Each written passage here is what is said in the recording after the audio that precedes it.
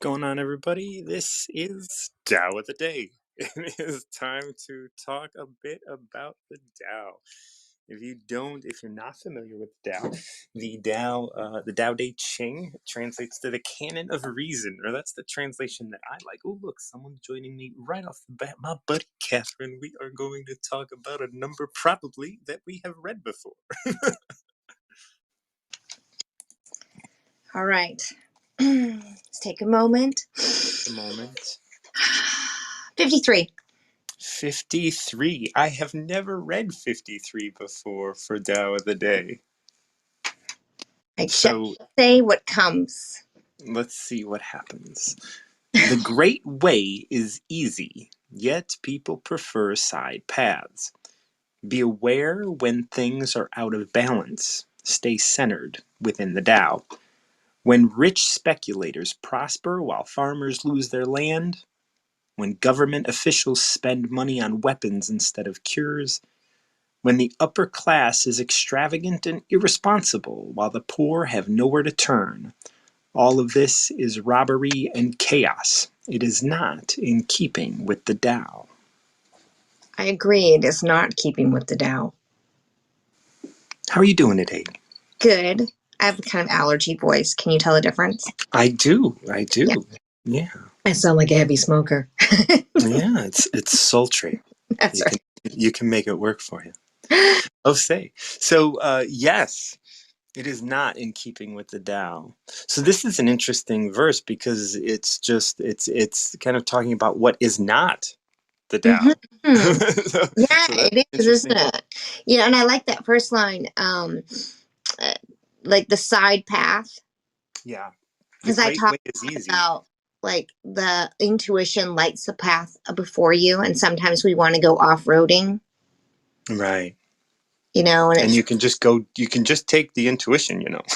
yeah. Sometimes we're like, oh, I'm just gonna go off-roading a little bit, and you're like, oh my god, now I'm out of water and gas and food, and this isn't as much fun as I thought it would be, Yeah.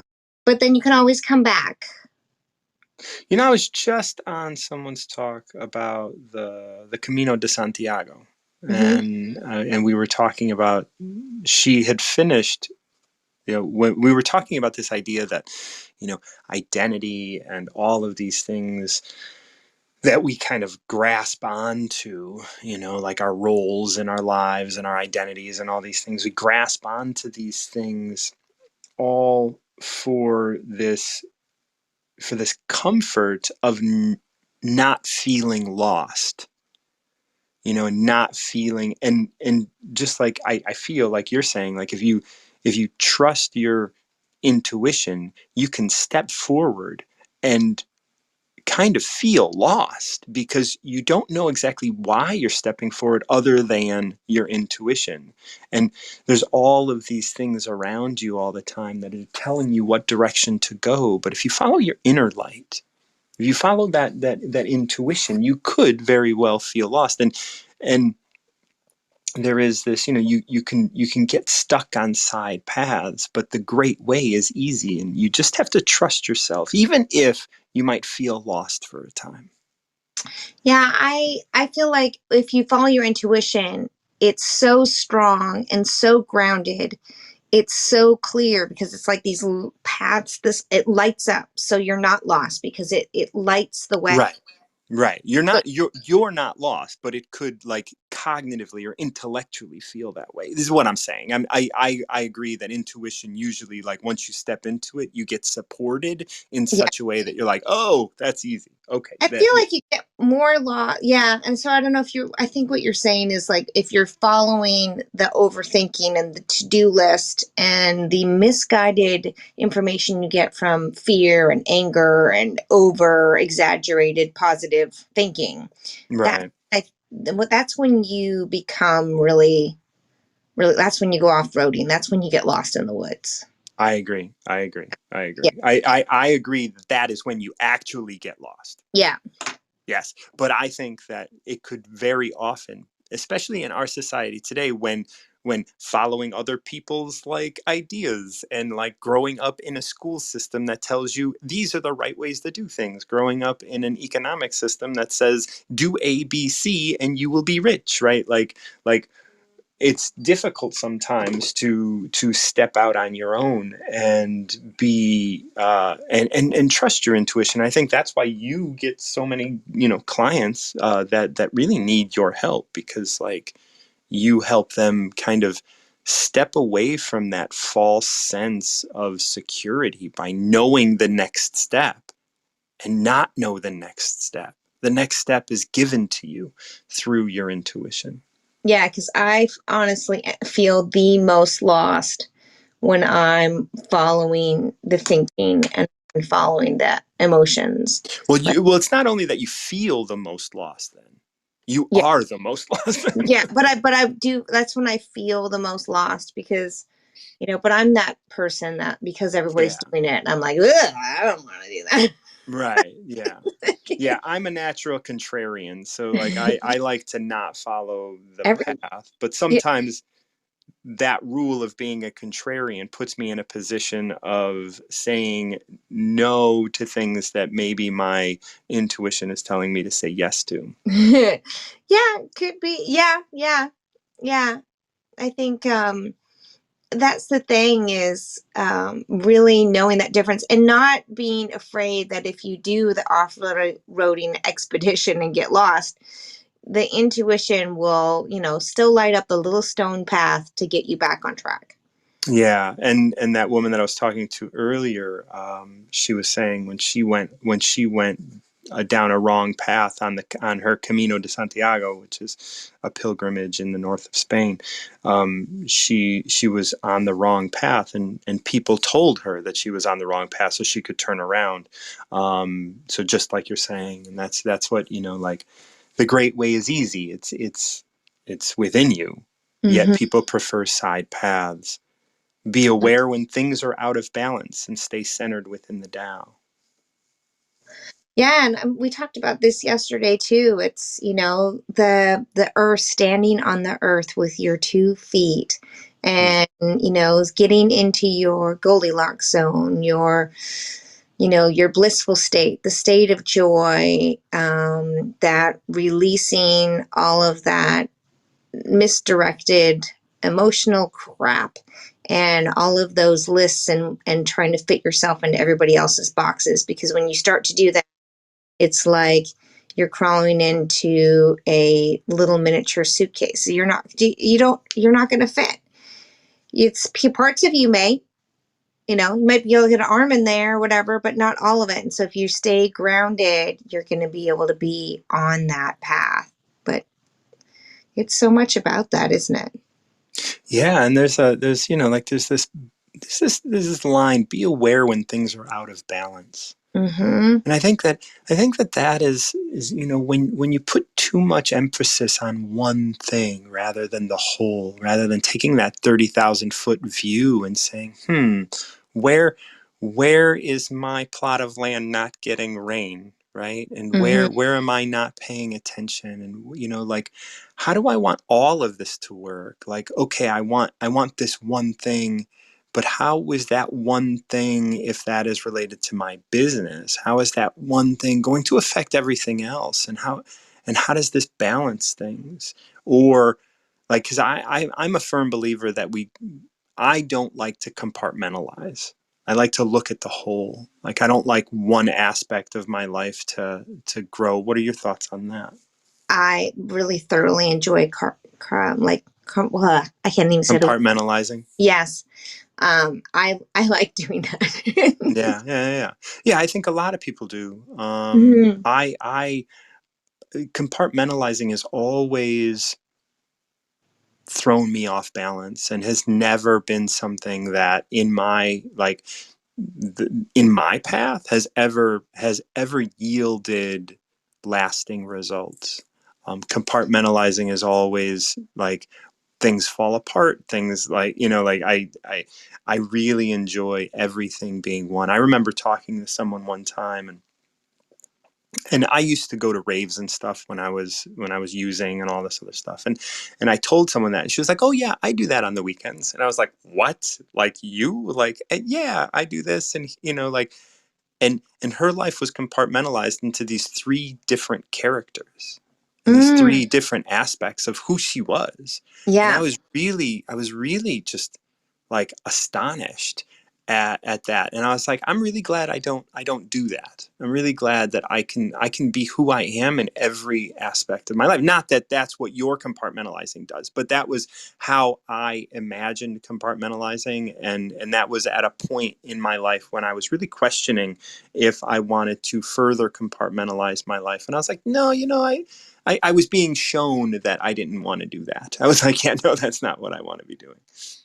Yeah, for me, it's more about like certain situations. So, like when I'm in a business meeting, sitting in a board meeting or running a meeting, whatever. I mean, I'm like, all right, we're on the agenda. We're going to stick with the agenda. We're going to go through one, two, three. If you have questions that are on question four and we're on one, then make a note. Don't bring it up during that time. Right. Like that's not a good dating role to have, or Yeah. your friends don't really like that much. Or when I run, like, when I sat on not for profit events, they like to chatter. They didn't really like that. So, Yeah. so it's like bringing certain aspects forward that during specific times. And for me, that's, like, and so people are always surprised by the friends I have because I have certain, like, even in like school, I had friends from every single group. Hmm. So when I'd have a birthday party, I'd have like the kids from the smoking section and the varsity team and a cheerleader and like Right. Right. I'd have a kid from every group that's really like I've never seen you before, and it's always been that way. So for me, it's more about the certain aspects of myself are stronger in certain areas. It's not like I'm hiding it. It's just I've Right. known what that needs to be because I learned quickly that the volunteer people don't like it when I'm a little bit harsh. Okay. Yeah, Yeah. they Yeah. they I cry. don't. I it's that's interesting. And I don't know. I don't know. I think compartmentalizing, my sister's a big compartmentalizer as well, and she's really successful at what she does. So, I should probably take a note, but it's a thing. And I think compartmentalizing for me is a little different than that because I Yes. know, yeah, for me, I think it's a little different because I do put like I know when I'm supposed to be the type of person that I'm supposed to be in the situation, like of course. So we continue in this like and that make sure things are in balance and stay centered within the Tao and staying centered within that. I think I probably fell out of balance not long ago by doing too much in one area Mm, and like one area was overly um overly energized, let's say, yeah. and that's a place where I could have like brought more balance and found myself centering more in the Tao than I had. I think a lot of people don't realize that positive thinking and over positive thinking of like, okay, this is going to work out. Oh my God, I just want it so bad. And I'm just going to think it to be true, think it to be true, think it to be true when you don't really feel that way is very out of balance. Yes, absolutely, absolutely. Yeah, no, yeah, positive, like what's it called? Toxic positivity is not Yeah. something that I know. Like that's something that I have never fell into really. Like I like even on Sundays when I talk with this guy Paul, we talk all about this idea of just like he hosts the My Perfect Failure podcast, and that's that idea of like there's no need to avoid the fact that things are tough. Like doesn't you can Yeah. be sad, like that's okay. Like there's a Mhm. lot to learn there when you look at it. Yeah. Yeah. Yeah. Exactly. And so we finish off with rich speculators prosper while farmers lose their land. Government officials spend money on weapons instead of cures. when the upper class is extravagant and irresponsible, while the poor have nowhere to turn. All this is robbery and chaos. It is not in keeping with the Tao.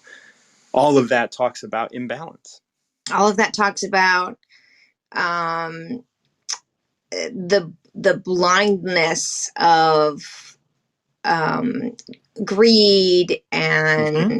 and leaning so into fear and anger, that when you do that, because buying weapons is a fear mongering thing. Fear. You're Yep. the in fear, or you're the mongerer, and that power and control, like all of those things are based in those icky places. And you're out. You can come back if you have more to say, but I'll finish off here and just say, it says rich speculators prosper and government officials spend money on weapons. Upper class is extravagant and irresponsible. And all of that, as you were saying, is about greed and about holding on and hoarding and having these things that revolve around um, and then it says robbery and chaos. All of this is robbery and chaos, holding on, hoarding, like fear and like I want. Even though fear mongering, like the weapons, you get Yeah. people to vote for weapons, and whatever we define as weapons, it doesn't have to be bombs. It Right. And whatever we define as cures, I mean, Right, it could just be a new education system. It could be a new healthcare system. It could be a new right. way of dealing with problems that we have in our society. And how do they get people to vote on it? They give them cute, catchy names. Hmm. Sell fear mongering. That's right. And you just make sure that you have an enemy and I can fight that enemy. All you have to do is vote for me. Yeah, And that enemy could be, it been doesn't have to be, it in could the just room. be whatever you're afraid of. Yeah, I've been in the room when they come up with these stupid names to get people on board to do this mongering. Like, Yeah. it's so strategically done, and that's what this Tao, I feel like, really says, is like, this is, when the focus becomes so opposite, where it's a balance thing again. It becomes so opposing that one is living in fear, one is doing the mongering, one is doing all the spending, one is going, hey, wait a minute, like, how are we going to feed our family? It's like, when Hmm. it's so out of control of this greed and fear mongering, and everybody's trying to get back their control and grasping at their lives. And that's out of balance. Yeah. And Yeah. that's where we start at the beginning. The great way is easy if people prefer side paths. Your path in life is easy. And yet you still want to be extravagant and irresponsible. You still want to Well, spend money on weapons. You still want to prosper as a speculator or whatever. I don't know. and you think of the other side, the other side of that coin is you're falling for these pitches of fear, which are holding you back from getting yourself back in balance. So both sides. Right. Yeah. Hmm. So yeah, like the great way is easy, yet people for side paths, and so the farmer might be selling his land because like it's easier for him to survive. It Well, seems better for him in this moment to just trade his land for money, but that could be a very short-sighted solution. and he may have fallen for one of those sales pitches of some That's what I mean. Yeah. that then put him in the position of his farm not working. Right. He's preferring a side path. He's preferring an easy path. I think we're saying the exact same thing. Yeah. Yeah. Yeah. Where rich speculators prosper in in hindsight, maybe because they came up with a phrase that now gets the farmer, and then the farmer believes the phrase, and then he loses his land to the speculator, and all of it is this cycle, and Yep. at each side is preferring a side path, and yet the great way is easy.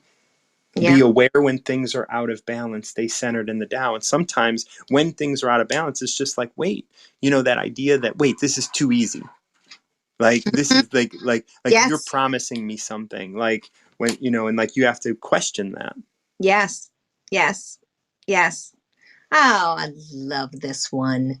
Yeah, this is a really good one, and I'm glad that we went through it. I've been noticing as I go through, I have to make sure that when I finish, I go back to the beginning and relate it all back together, because sometimes we can like just look at them as chunks that are disparate, but they're so overly connected. And as I've been going through these more and more, I've been noticing how beautiful these talk, and how much there is to really uncover.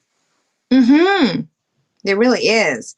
And Yeah. I find it so interesting how it can reflect in an individual as well as it can reflect in all of humanity. Right. In your life, and in the life of your community, and in the life of your state, and in the life of your country, and in the life of the world.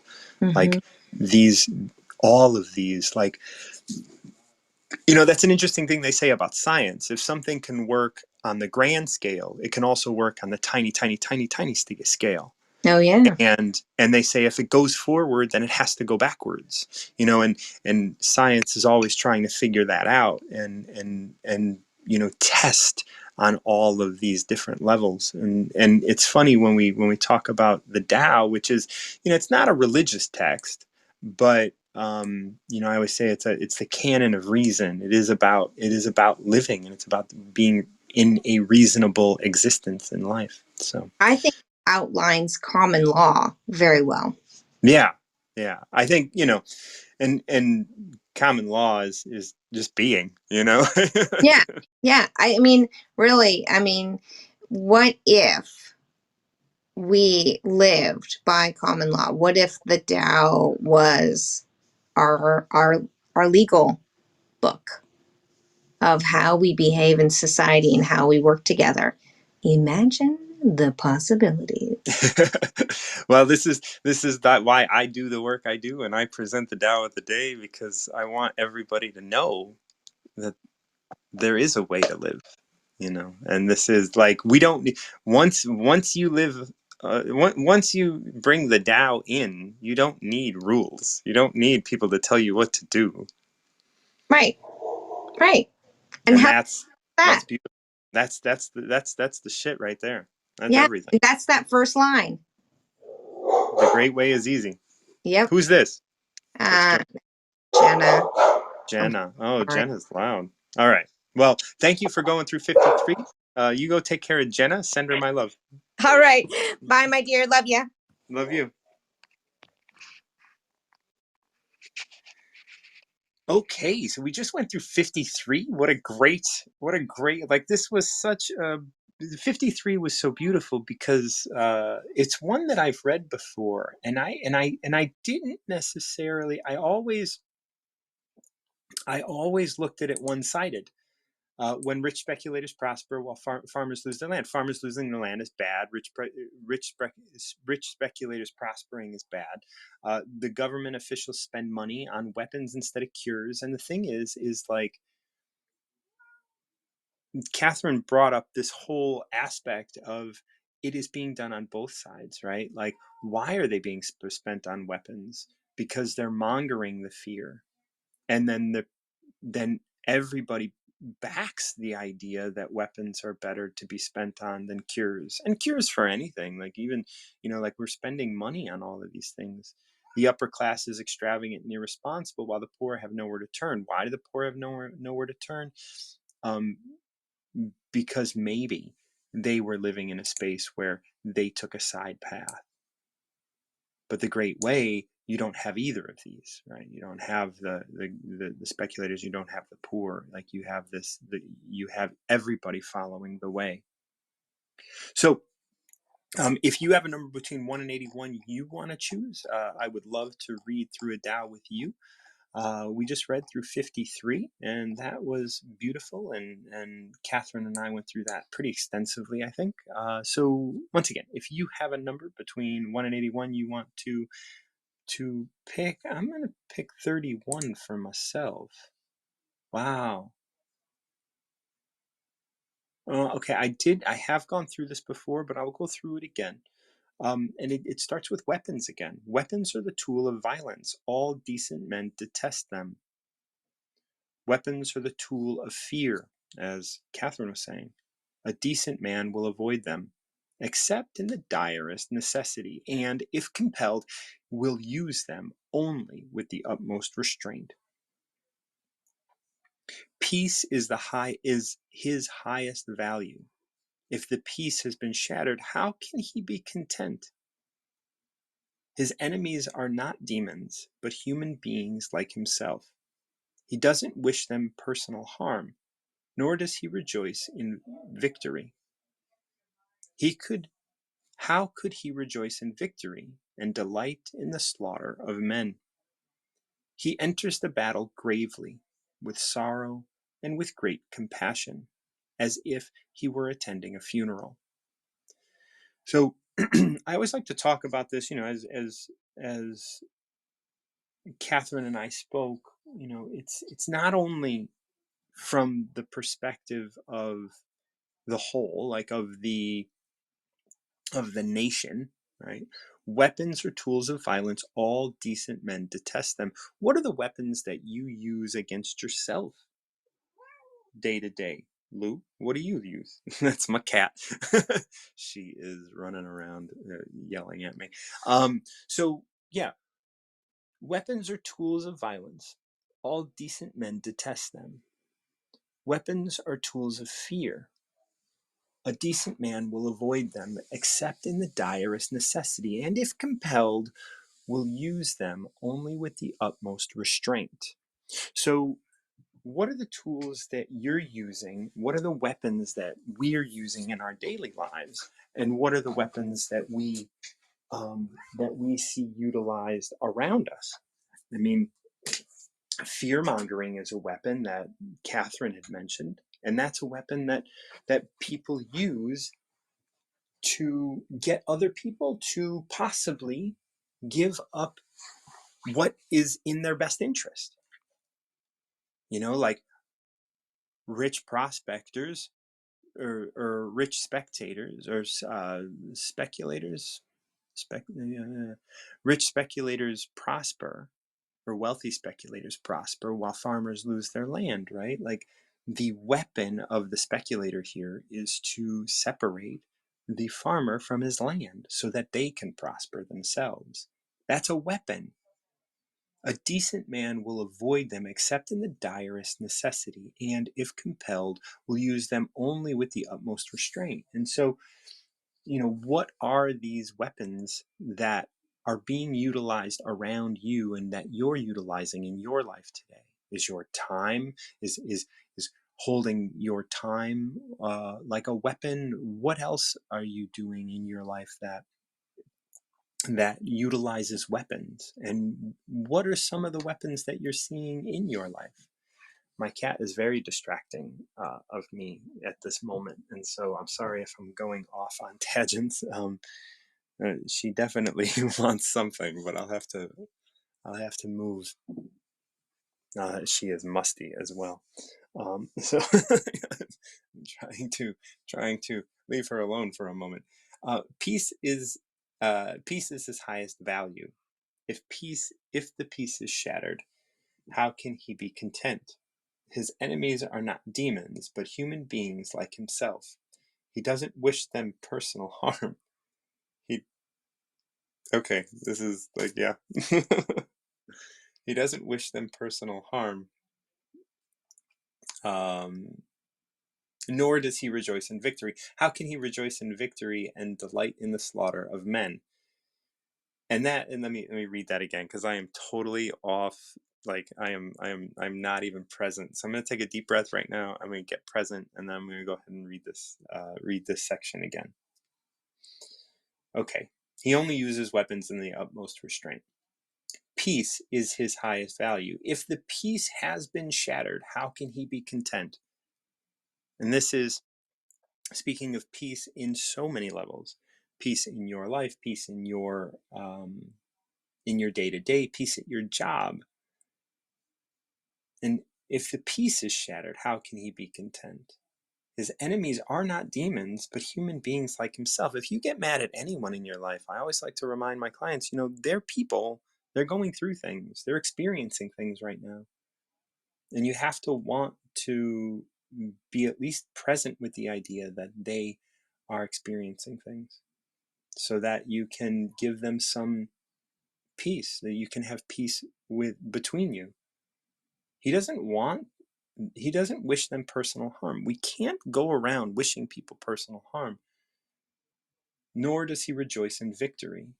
Even if they're your enemy, you don't want to rejoice in victory. How can he rejoice in victory and delight in the slaughter of men? And of course, for us day to day, maybe it's not the death or the slaughter of men, but this is their ideas. These are things that they're doing. And very often we want to reduce people into something that is, like that we're better than other people. How can we rejoice in victory and delight in the slaughter of men? He enters a battle gravely, with sorrow and with great compassion, as if he were attending a funeral. This is an important aspect because how many of us willingly step into a battle, step into a fight because we get excited, because we get, we can win. Yesterday I talked about the athlete wanting his opponent at his best, not just to win. When you start a battle, when you start competing, you do that gravely, or you do that in the sense of play, as we spoke of yesterday. You don't want to destroy your opponent. You want to appreciate that you guys are interacting together. Okay. Due to the fact that my cat is running around like crazy, smelling up the place, I'm gonna go ahead. You're not pissing on things, but she's definitely musty, and I gotta figure out what the hell's going on with her. I'm gonna step away from this. Thank you so much. That was a Friday edition of Tao of the Day, and I love you guys, and I appreciate you listening. I hope you have a great weekend. This Sunday, I won't be doing a talk with Paul, so I may actually take the entire weekend off of wisdom. If you are interested in contacting me, reach out to me through Instagram or Facebook or any of the other contacts that you can find me at. I am always open to connecting and collaborating and working together. So on Monday, I'm going to be on Clubhouse with some folks. And yeah, other than that, I'm looking forward to doing another Tao of the Day on Monday. If I come on and do a talk over the weekend, it'd just be something special. So definitely keep an eye out for me. Reach out to me if you have any questions, comments. I've been working through a yoga studio, so if you want to work with me one-on-one, if you want mentorship, or if you want some guidance, I'm always available. You can reach out to me at any of one of my sites. And I'd be happy to work with you. So until next time, keep recovering yourself.